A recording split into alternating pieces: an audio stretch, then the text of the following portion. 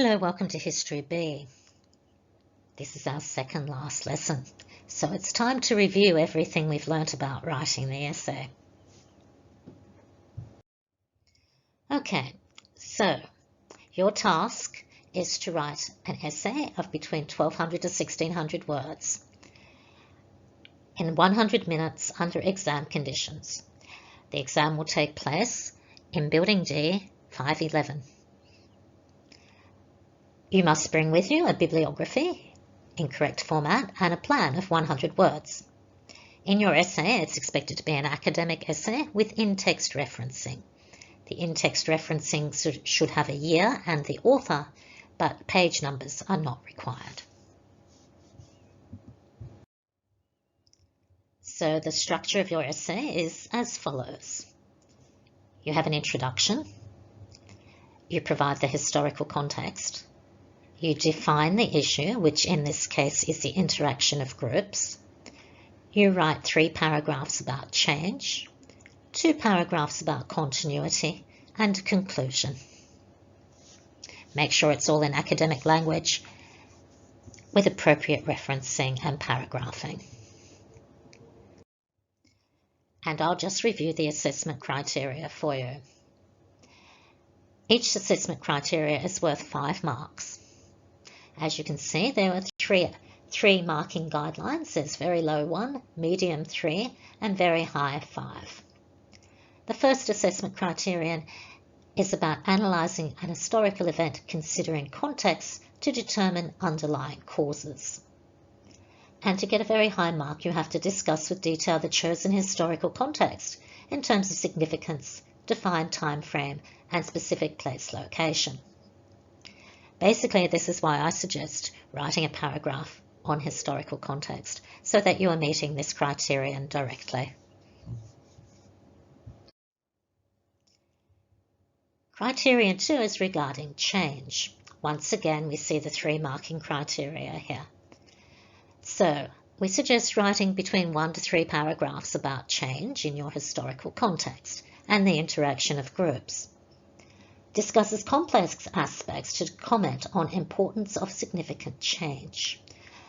The complex aspects in particular are the interaction of the groups. Considers and supports evaluation with a wide range of sources at a complex level to account for change. So this is where your referencing and your in-text referencing is looked at.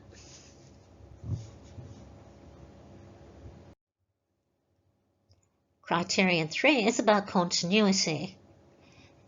You have to assess significant outcomes of an historical event to determine continuity. This is why we suggest writing 1 to 2 paragraphs about continuity. Discusses complex aspects of continuity to comment on the complexity of the contribution to a diversity of historical outcomes. When we start talking about complex aspects, we're talking about your significant issue, which is the interaction of groups. And once again, the importance of sources is outlined in this criterion.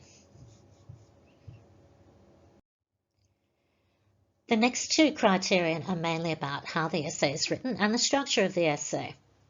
So as we can see, composes a logically structured academic essay that critically analyses an historical event, references complex information from a diverse range of academic sources, uses complex academic language that incorporates correct expression, grammar, spelling, and punctuation. So this is where the use of formal language, proper grammar, spelling, and clear paragraphing comes into play. Also, once again, you see the importance of referencing, in-text referencing in this criterion. So criterion 5 refers specifically to the bibliography and to the plan that you take with you into the exam. You prepare these at home before you come in, and you hand them to me at the end of the exam. So, uses a wide range of accurate and complex information from academic and critical sources. That refers directly to the bibliography you provide me. Make sure your bibliography is in alphabetical order and that it is formatted in the correct Harvard referencing style. So check with your LARS books to make sure you have the correct style in the bibliography. People have been known to lose marks if they don't have it in alphabetical order. And then you have to submit a structured essay plan and shows evidence of planning and constructing the essay. This is where your 100-word plan comes into play. You just show me the 100-word plan. Structure that any way you want. I just need to see evidence of planning, as it states in criterion 5.